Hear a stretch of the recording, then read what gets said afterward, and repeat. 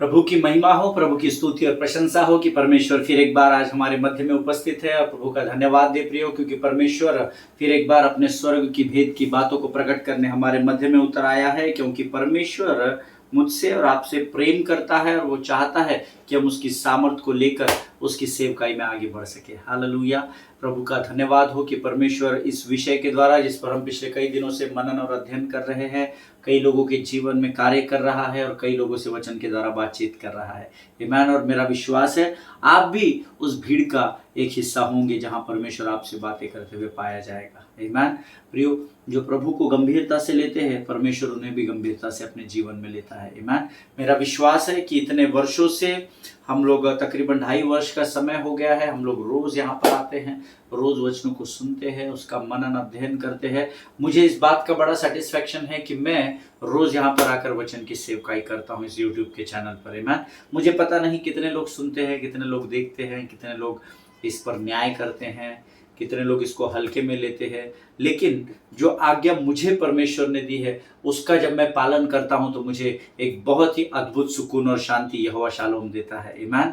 और अगर आप भी वचनों को गंभीरता से लेते हैं और सुसमाचार के प्रचार में बढ़ते चले जा रहे हैं तो विश्वास करें, आपका ये परिश्रम जरूर परमेश्वर के राज्य के लिए महिमा और आशीष और आदर का कारण बनेगा। आमीन। आज फिर एक बार प्रभु ने हमें यहाँ एकत्रित किया है ताकि हम उसके वचनों को सुन सके, सीख सके। और आज हम फिर एक बार कुछ वचनों को पढ़कर प्रभु की महिमा करेंगे और फिर परमेश्वर के कामों में आगे बढ़ेंगे। लेकिन इससे पहले कुछ बातें हैं जो प्रभु ने आज के समय में, मेरे अध्ययन के समय में मुझे बताई है, जो मैं आपके साथ बांटना चाहता हूं।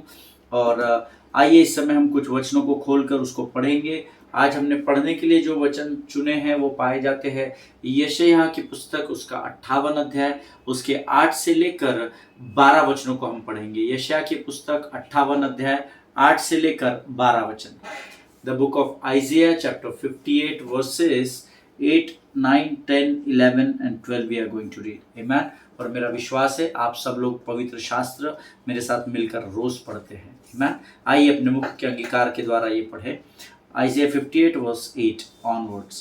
तब तेरा प्रकाश पौ फटने के समान चमकेगा और तू शीघ्र चंगा हो जाएगा। तेरा धर्म तेरे आगे आगे चलेगा, यहोवा का तेज तेरे पीछे रक्षा करते चलेगा। तब तू पुकारेगा और यहोवा उत्तर देगा, तू दोहाई देगा और वह कहेगा मैं यहाँ हूँ।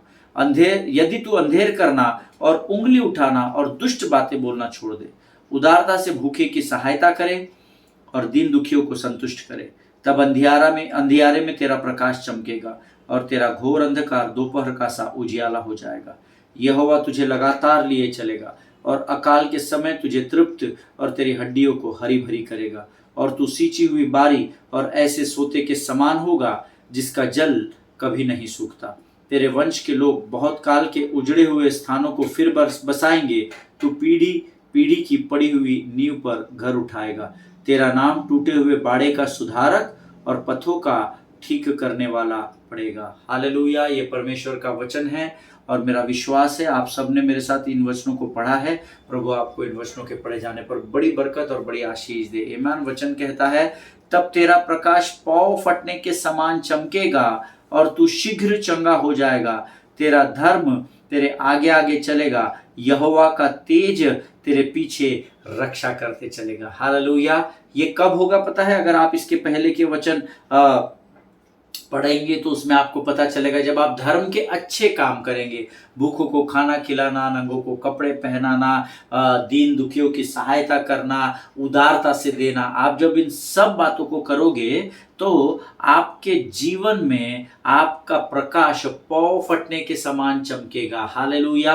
और अगर आपके जीवन में किसी भी प्रकार की बीमारी है, फिजिकल, फाइनेंशियल, मेंटल, स्पिरिचुअल, वचन कहता है तो शीघ्र चंगा हो जाएगा। हालेलुया।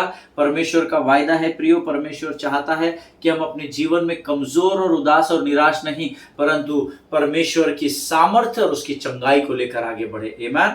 तेरा धर्म तेरे आगे आगे चलेगा और यहोवा का तेज तेरे पीछे रक्षा करते चलेगा। हालेलुया।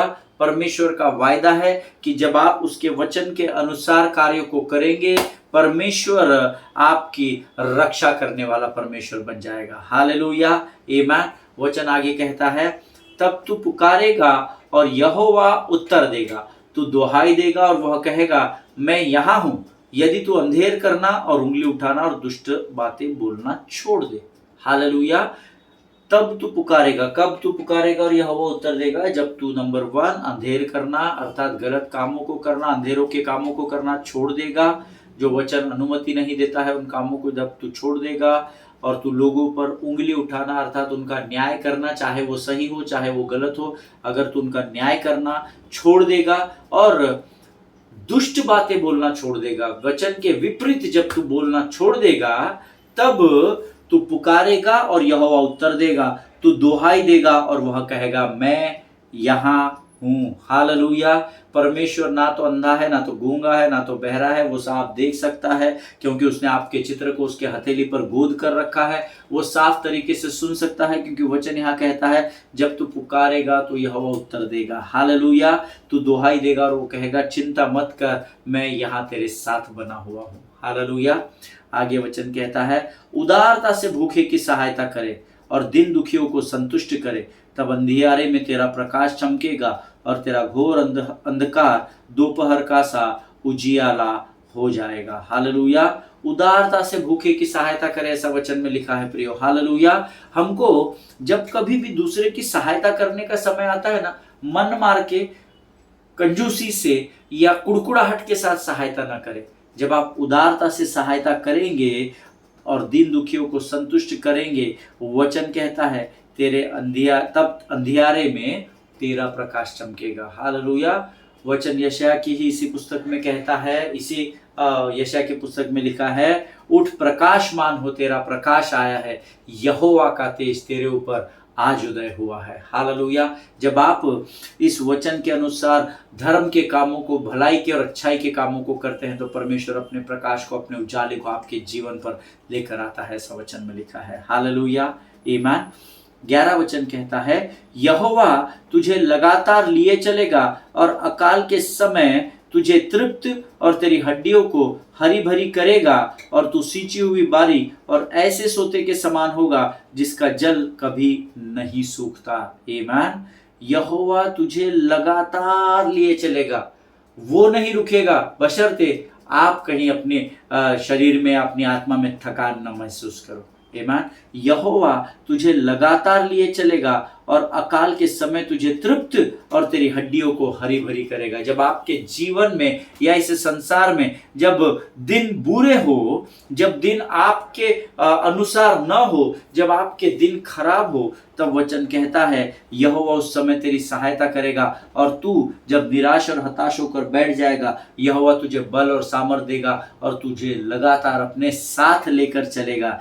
यहोवा तुझे लगातार लिए चलेगा, चलने की सामर्थ्य देगा। ऐसा नहीं जब आप हताश, उदास और निराश हो जाते हो, परमेश्वर स्वयं उस समय आपके जीवन में उतर आता है और अकाल के समय तुझे तृप्त और तेरी हड्डियों को हरी भरी करेगा। हालेलुया। और तू सींची हुई बारी और ऐसे सोते के समान होगा जिसका जल कभी नहीं सूखता। हालेलुया। अर्थात your life, he will flourish your life, your life will flourish like a palm tree। उस खजूर के पेड़ के समान आपके जीवन को परमेश्वर हंसाता और लहलहाता करेगा, उस बहती नाली के किनारे लगे हुए पेड़ के समान जिसके पत्ते कभी मुरझाते नहीं हैं। हालेलुया। प्रियो, जब आप परमेश्वर की आज्ञा का पालन करते हैं, परमेश्वर आपके जीवन में अपनी उपस्थिति को लेकर आता है। आमीन। 12 वचन कहता है तेरे वंश के लोग बहुत काल के उजड़े हुए स्थानों को फिर से बरसाएंगे। तू पीढ़ी पीढ़ी की पड़ी हुई नींव पर घर उठाएगा, तेरा नाम टूटे हुए बाड़े का सुधारक और पथों का ठीक करने वाला पड़ेगा। हालेलुया। 12वां वचन बहुत अद्भुत है जो कहता है and your ancient ruins shall be rebuild. जो कुछ भी तेरे बीते हुए पीढ़ी ने गिरा चुका था, तेरे जीवन में नाश कर चुका था, वचन कहता है तू उसको फिर से बसा नहीं पाएगा। Hallelujah. You shall raise up the foundations of many generations. You shall be called the repairer of the breach, the restorer of streets to dwell in। Hallelujah. तू बिगड़े हुए मार्ग को ठीक करने वाला कहलाया जाएगा। तेरे नाम टूटे हुए बाड़े का सुधारक बनेगा। हालेलुया। जो बाड़ों को शत्रु ने तोड़ डाला है, जब तू उसकी आज्ञा का पालन करेगा, जब तू उसके वचन के अनुसार चलेगा, तो परमेश्वर का वचन कहता है उस टूटे हुए बाड़े का सुधारक बनकर मैं तुझे तैयार करूंगा। हालेलुया। अनगिनत और अद्भुत आशीषें परमेश्वर ने मेरे और आपके जीवन के लिए प्लान की है, योजनाबद्ध की है प्रियो, लेकिन उसके लिए हमको परमेश्वर के मार्ग पर चलना बहुत जरूरी है। हालेलुया। परमेश्वर इन बातों को समझने में आपकी सहायता और मदद करे। ये समय है जब हम अपना संपूर्ण समर्पण परमेश्वर को करेंगे और हम प्रभु की वाणी को सुनेंगे। आइए हम प्रार्थना करें। Thank you Jesus. धन्यवाद यीशु, धन्यवाद यीशु, धन्यवाद यीशु, धन्यवाद यीशु। Thank you lord. प्रभु जी हम तेरा धन्यवाद देते हैं परमेश्वर पिता, धन्यवाद देते हैं प्रभु, धन्यवाद देते हैं, धन्यवाद देते हैं। तू ही हमारा पालनहार है, तू ही हमारा सृजनहार है। तेरा वचन कहता है तूने हमें भय की आत्मा से नहीं परंतु शक्ति, संयम और प्रेम की आत्मा से भरा है राजा। तेरा वचन कहता है कि व्यवस्था की यह पुस्तक तेरे चित्त से कभी भी न उतरने पाए, तू दिन और रात इसी में ध्यान दिए रहना। प्रभु जी हम प्रार्थना करते हैं जो बातें प्रभु कलीसिया को कमजोर करती है, उनके मन को विचलित करती है, उनके अंदर भय और डर उत्पन्न करती है, शत्रु की उस हरेक युक्ति योजनाओं का खंडन यीशु नासरी के नाम से मैं करता हूँ परमेश्वर पिता। प्रभु जी इस समय हम प्रार्थना करते हैं तू और हमारे जीवन पर संपूर्ण नियंत्रण को ले, स्वर्ग का शालोम परमेश्वर बनकर हमें से हरेक को शांति दे राजा, और आत्मा आनंद की आत्मा से भर कर तैयार कर। जब हम तेरे वचन सुनते हैं राजा प्रभु, इन वचनों को समझने के लिए लगने वाली स्वर्गीय बुद्धि और ज्ञान से भरकर तैयार कर राजा। प्रभु शत्रु की हरेक युक्ति योजनाओं को हम अपने पाँव के नीचे यीशु के नाम से कुचलते हैं परमेश्वर पिता। अपने आप को यीशु मसीह के लहू में सुरक्षित करते हैं और इस प्रार्थना को धन्यवाद और पूरे विश्वास के साथ यीशु नासरी के नाम से मांगते हैं। सुन और बड़ी दया से ग्रहण कर, आमीन। हालेलुया। परमेश्वर भला है और उसकी करुणा सदा सदा की है। फिर एक बार प्रभु ने ये सुंदर अवसर मेरे और आपके जीवन में लाया है ताकि हम उसकी इस वाणी को जिसको हमने पढ़ा है उसको सुन सके और आशीषित हो सके, और आने वाली पवित्र आत्मा की बातों के द्वारा परमेश्वर हमें महिमा से भर सके। हालेलुया। पिछले कुछ दिनों से जिस विषय पर हम मनन और अध्ययन कर रहे हैं, मैं यहोवा का धन्यवाद देता हूं कि परमेश्वर इन वचनों के द्वारा हम में से हर एक से बातचीत कर रहा है। आमीन। मैंने आपसे कल कहा था अगर आप चाहते हैं कि परमेश्वर का अभिषेक आपके जीवन से लगातार बहते रहे, then you need to learn to minister other people when things in your life still are on delay. किसी का मुझे फोन आया था आज सुबह के समय में और वो मुझे पूछ रहे थे, ब्रदर हम इस बात को समझ नहीं पाए। तो मैं आप लोगों को बताना चाहता हूँ, कई बार परमेश्वर हमसे जब बात करता है तो हम उसको गंभीरता से लेते नहीं है, या हम सीखने की कोशिश कर रहे पर समझ नहीं पा रहे तो सीख नहीं पा रहे। ये बात मैंने आपको इसलिए कही थी कि देखिए अब्राहम के जीवन में परिस्थितियां ठीक नहीं थी। उसने झूठ भी बोला था और उसकी स्वयं की स्त्री बांझ थी और उसको आज्ञा दी गई थी कि तू राजा अबीमेलेक की स्त्रियों और दासियों के लिए प्रार्थना कर ताकि उनकी कोख खुल सके। ये सारी बातें उसके जीवन में हो रही थी। अब उसको उसकी खुद की पत्नी बांझ है लेकिन उसको बांझ स्त्रियों के लिए प्रार्थना करने के लिए कहा जा रहा है। तो मैं आपको ये बात समझाने की कोशिश कर रहा था, जब परमेश्वर आपको किसी बात को करने की अनुमति देता है या किसी बात को करने की आज्ञा देता है तो उन बातों को आप बिंदास्त करें। क्यों? क्योंकि चंगाई आप नहीं देते हैं, आप तो प्रार्थना भी नहीं कर सकते हैं। रोमियो की पत्री उसका 8वां अध्याय उसका 26 वचन सब लोग निकाल ले। The book of Romans chapter 8 and verse 26 says, रोमियो की पत्री उसका 8वां अध्याय उसका 26 वचन कहता है, तुम नहीं जानते कि प्रार्थना किस रीति से करनी चाहिए? Question mark. हालेलुया। और ये हम तो प्रार्थना भी करना नहीं जानते, लेकिन जब आपको प्रभु प्रार्थना करने की आज्ञा देता है और अब जब आप विश्वास से उस विषय में प्रार्थना करते हैं तो वचन कहता है पवित्र आत्मा, रोमियो 8:26, पवित्र आत्मा आपके लिए आहे भर भर के पिता के सामने विनती करता है। हालेलुया। हम कुछ भी नहीं जानते हैं परंतु उसके बावजूद, जबकि यहाँ पर इसने झूठ बोलकर पाप किया है, इसकी खुद की स्त्री बांझ है जिसकी कोख सूनी है, ऐसे समय में परमेश्वर उसको कहता है कि तू अब्राहम से कहे कि तेरी स्त्री और तेरी दासियों के लिए प्रार्थना करे। क्योंकि अब्राहम से अबीमेलेक ये बात कहता है, अब्राहम परमेश्वर की आज्ञा का पालन करता है। क्यों आप जानते हैं? क्योंकि अबीमेलेक ये बात अपने बुद्धि से नहीं बोलता है। अबीमेलेक कहता है कि परमेश्वर ने मुझसे कहा है। हालेलुया। प्रियो, जब आप परमेश्वर आपको कुछ करने के लिए कहे, आप उस बात में बिंदास आगे बढ़िएगा। हो सकता है जैसे अब्राहम की पत्नी बांझ होते हुए उसको बांझ स्त्रियों के लिए प्रार्थना करने के लिए कहा गया, ऐसी कोई बात आपके जीवन में भी हो सकती है जिसके लिए आप वर्षों से प्रार्थना करते चले आ रहे हैं, पर वो बात आपके लाइफ में डिले हो रही है, उसमें उस आशीष को प्राप्त करने में समय लग रहा है। इसका मतलब ये नहीं है कि आप जिस विषय में आप आशीषित नहीं है उस विषय को लेकर आप दूसरे के लिए प्रार्थना नहीं कर सकते हैं। ऐसा पवित्र शास्त्र में कहीं भी नहीं लिखा है। हालेलुया। क्योंकि तुम नहीं जानते कि प्रार्थना किस रीति से करनी चाहिए, परंतु पवित्र आत्मा आप ही आहे भर भर कर तुम्हारे लिए प्रार्थना करता है जो बयान से बाहर है। हालेलुया। जिसके विषय में आप सोच भी नहीं सकते। पवित्र आत्मा जब प्रभु आपको अगुवाई करता है तो पवित्र आत्मा आपके लिए सामर्थ्य को उत्पन्न कर देता है। हालेलुया। आमीन। हो सकता है संसार आपको आकर कहे कि भाई तेरे खुद के घर के हालात बड़े नाजुक है, तेरे खुद के घर में बीमारी पड़ी हुई है, तू खुद सर से लेकर पांव तक कर्जे में डूबा हुआ है और तू बोलता है कि हम इस विषय में प्रार्थना करें। प्रार्थना तब करना जब प्रभु आपको अगुवाई दे। यहाँ पर अब्राहम को परमेश्वर ने आज्ञा दी थी अबीमेलेक के द्वारा। Hallelujah. Believe me, that's a hypocrisy. जब आप लोग आकर आपको जब बरगलाते हैं ना कि अरे ब्रदर आपने वो भाई को वो बहन को बोला आप कर्जे में आपके लिए प्रार्थना करें, ये तो खुद लोगों के से पैसा लेकर के सर से लेकर पांव तक कर्जे में डूबा हुआ है। मे भी ऐसा लोग आकर शायद आपको दूसरों के विषय में कहेंगे। हालेलुया। अरे ब्रदर वो खुद बीमार पड़ा हुआ है और आप उसके लिए आप उसको बोल रहे हैं कि हमारी बीमारी से चंगाई पाने के लिए आप हमारे लिए प्रार्थना करो। It's completely a hypocrisy, you know. ये और कुछ भी नहीं है, ये सब पाखंड की बात है। ऐसा वचन हमें सिखाता है। कंप्लीट हिपोक्रेसी है। क्यों? क्योंकि शत्रु ऐसे लोगों को आपके जीवन में उस समय लेकर आता है जो आपके विश्वास को कमजोर कर दे, और 100 में से 99% लोग उस बहकावे में आ जाते हैं और वो प्रार्थना करना बंद कर देते हैं। अरे मैं क्या प्रार्थना करूं पास्टर आपके लिए, मैं तो खुद ही बीमार पड़ा हूं। No, it's complete hypocrisy.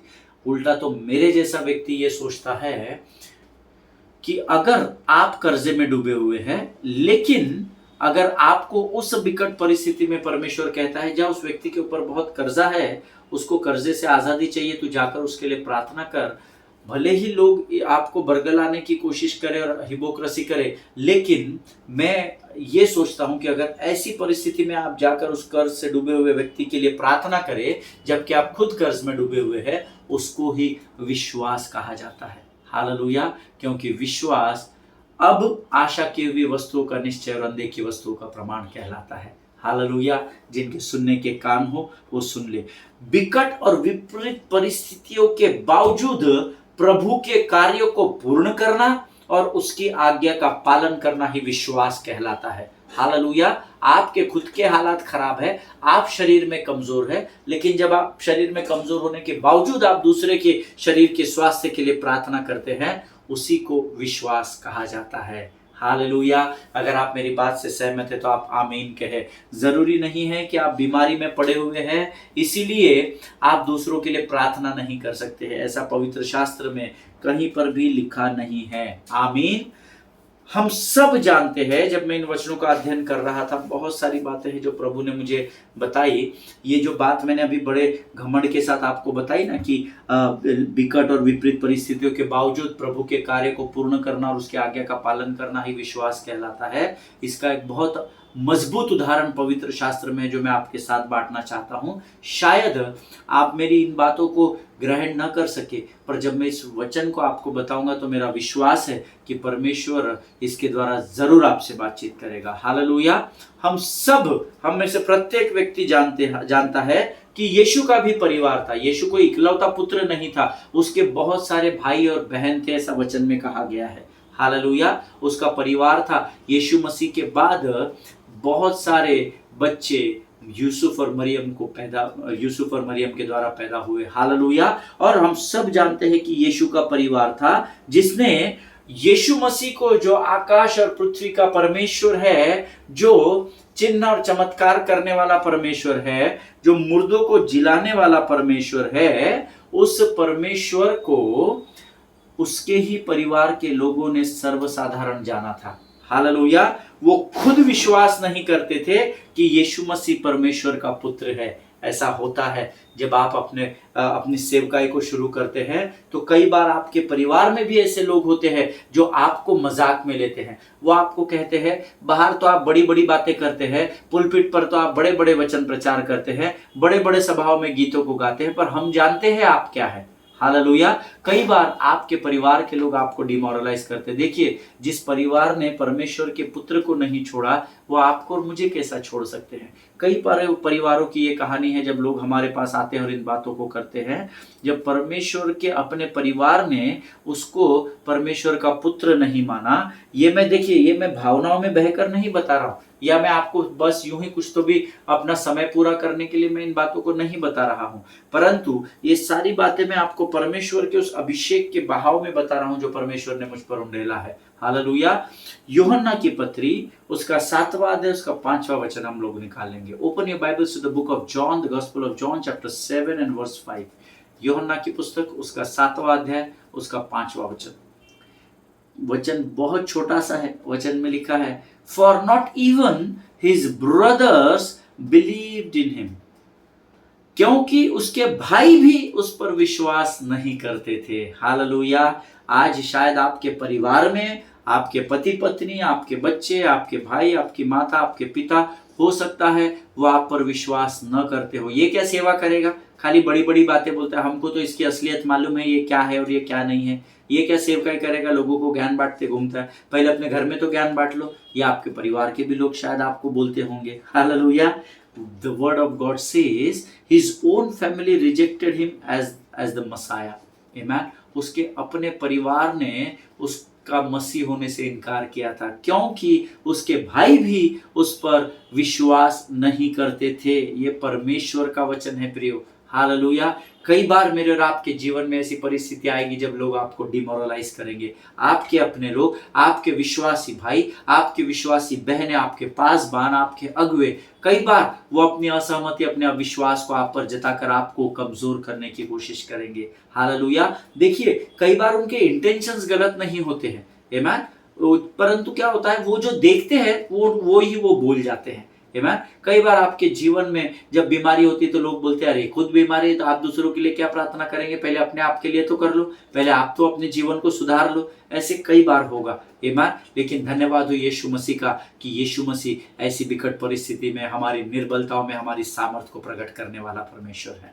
Hallelujah. आमीन। Bible says even though his own brothers was denying that he was the Messiah, उसके अपने भाई इस बात का इनकार कर रहे थे, विश्वास नहीं कर रहे थे कि वो मसीहा है, वो छुड़ाने वाला है, वो परमेश्वर का पुत्र है, वो पवित्र आत्मा के द्वारा इस पृथ्वी पर आया है या माता के गर्भ से जन्मा है।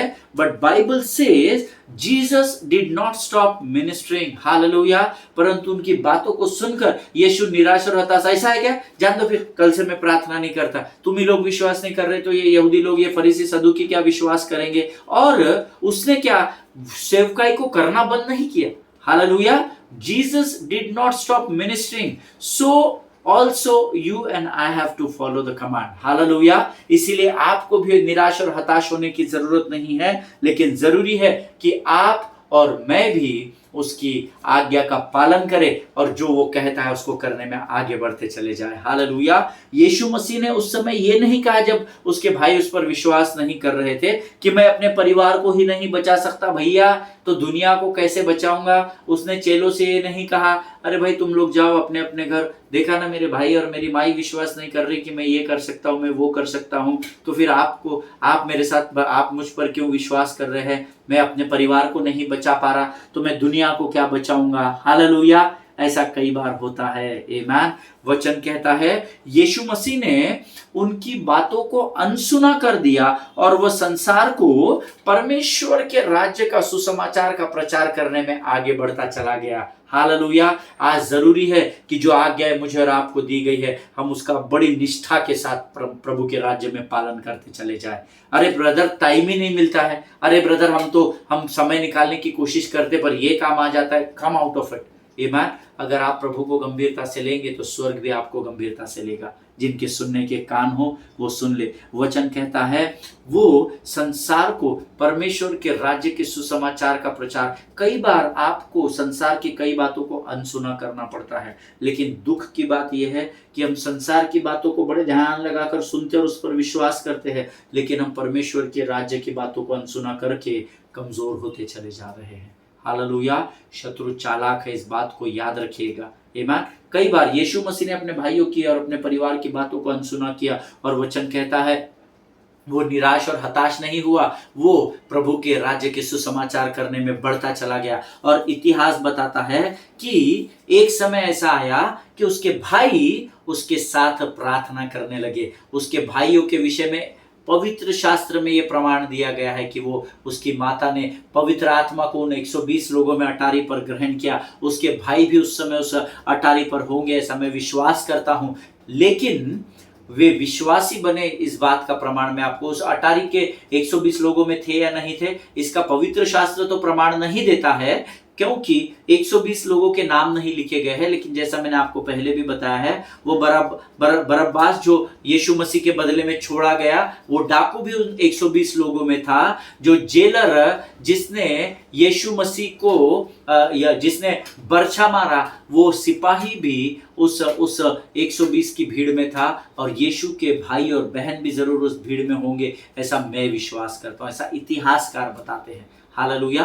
लेकिन यीशु मसीह के भाइयों ने परमेश्वर को स्वीकार किया, इस बात का प्रमाण पवित्र शास्त्र में है। जल्दी से हम प्रेरितों की किताब उसका पहला अध्याय उसका 14 वचन निकालेंगे। The book of Acts chapter 1 and verse 14। प्रेरितों के काम उसका पहला अध्याय उसका 14 वचन। ये सब कई स्त्रियों और यीशु की माता मरियम, अंडरलाइन करे, और उसके भाइयों के साथ, यीशु के भाइयों के साथ एक चित्त होकर प्रार्थना में लगे रहे। हालेलुया, आमीन। अगर आप मेरे बात पर विश्वास करते हैं जो प्रभु के वचन में लिखा है, तो आप आमीन कहेंगे। हालेलुया। वो भाई जिनके बारे में यूहन्ना ये गवाही देता है 7वें अध्याय के 5वें वचन में, क्योंकि उसके भाई भी उस पर विश्वास नहीं करते थे कि वो परमेश्वर का पुत्र है, उन्हीं भाइयों के बारे में पवित्र शास्त्र प्रेरितों के काम पहले अध्याय और 14 वचन में गवाही देता है कि यीशु की माता मरियम और उसके भाइयों के साथ एक चित्त होकर चेले कलीसिया के साथ प्रार्थना में लगे रहे। हालेलुया। देखिए, कभी भी निराश और हताश नहीं होना। परिस्थितियां आपके कहे अनुसार या आपके सोच के अनुसार नहीं चल रही है, इसका अर्थ ये नहीं है कि यीशु मसीह स्वर्ग का राज्य थम गया है। आमीन। यीशु मसीह ने लोगों की बातों पर नहीं, परंतु परमेश्वर की आज्ञा की ओर ध्यान लगाया। उसने परमेश्वर के वचन की ओर ध्यान लगाया, और वचन कहता है कि एक समय आया जब जो उसका हेट्रेड करते थे, जो उसके विरोध में थे, जो उस पर विश्वास नहीं करते थे कि ये परमेश्वर का पुत्र है, वही एक दिन उस अटारी पर प्रार्थना में पाए गए। हालेलुया। ये परमेश्वर का वचन है। The word says God changed his family, but he did not wait for his family to change until he touches the world. Hallelujah. उसके परिवार को परमेश्वर ने बदल दिया, लेकिन उसका परिवार बदलने तक वो परमेश्वर के कार्य को राज्य करने से उसको कोई रोक नहीं सका। हालेलुया। आज जरूरत है कि मुझे और आपको जो अभिषेक हमारे जीवन पर रखा है उसके बहाव में बहने की मुझे और आपको बहुत अधिक जरूरत है। आमीन। ये बात आप भूल जाइए कि संसार आपके विषय में क्या कहता है। ये बात आप भूल जाएंगे कि आपके परिवार, when it comes to the kingdom of God, always remember no compromise with the kingdom of God. Hallelujah. आप प्रभु के कार्य में बढ़ते चले जाइए, परमेश्वर की सामर्थ, परमेश्वर आपके ऊपर उंडेलता चला जाएगा। हालेलुया। आमीन। आज हम यहाँ पर बंद करेंगे, हमारा समय समाप्त हो चुका है। कल मैं आपको परमेश्वर के 2 अद्भुत सेवकों की गवाहियां बताऊंगा, जिनके परिवार के हालात बहुत खराब थे, पर उनका नाम इस संसार के इतिहास में दर्ज किया गया। हालेलुया। आइए इस समय हम अपनी आंखों को बंद करेंगे और हम प्रार्थना करेंगे। खुदावंद प्रभु यीशु नासरी के नाम से सुंदर और पवित्र समय के लिए हम तुझे धन्यवाद देते हैं। वचन के द्वारा तूने फिर एक बार अद्भुत सामर्थ्य से हमको भरा, हम तेरा गुणानुवाद करते हैं। प्रभु जी, हम प्रार्थना करते हैं राजा, तू हमारी प्रार्थना को सुनता है, उसका उत्तर देता है, हम तेरा धन्यवाद देते हैं। आज के इन वचनों को जो तूने हमें सिखाया राजा, हमारे जीवन के अंत तक हमारे साथ बने रहे, ऐसी प्रार्थना यीशु के नाम से नम्रता के साथ करते हैं। शत्रु की हर एक युक्ति योजनाओं का खंडन करते हैं राजा, हमारे विरोध में कार्य करने वाली शत्रु की हर एक युक्ति को यीशु नासरी के नाम से हम नरकलोक के अग्निकुंड में ढकेलते हैं राजा। जितने मुख हमारे विरोध में कार्य करते हैं, जितने बुरे विचार हमारे विरोध में लोगों के द्वारा कार्य करते हैं, उन सबों को हम यीशु नासरी के नाम से तेरे नियंत्रण में देते हैं। परमेश्वर पिता, तू उनके ऊपर अपना कब्जा कर प्रभु जी। सारी बातों में महिमा तुझको देते हैं, अपने आप को यीशु के लहू में डुबोते हैं और इस प्रार्थना को धन्यवाद के साथ हमारे उद्धारकर्ता यीशु नासरी के नाम से मांगते, सुनिए और बड़ी दया से ग्रहण करें। आमीन। हालेलुया। मेरा विश्वास है आज के इस वचन के द्वारा जरूर प्रभु ने आपको आशीष दी होगी। एक दूसरे के लिए प्रार्थना करते रहे, अपने पासबानों के लिए, उनके परिवारों के लिए जरूर प्रार्थना करें। सभी को जय मसीह की। God bless you all. हम अगले सेशन में फिर एक बार मिलेंगे। प्रभु आप सबों को बड़ी आशीष और बरकत दे।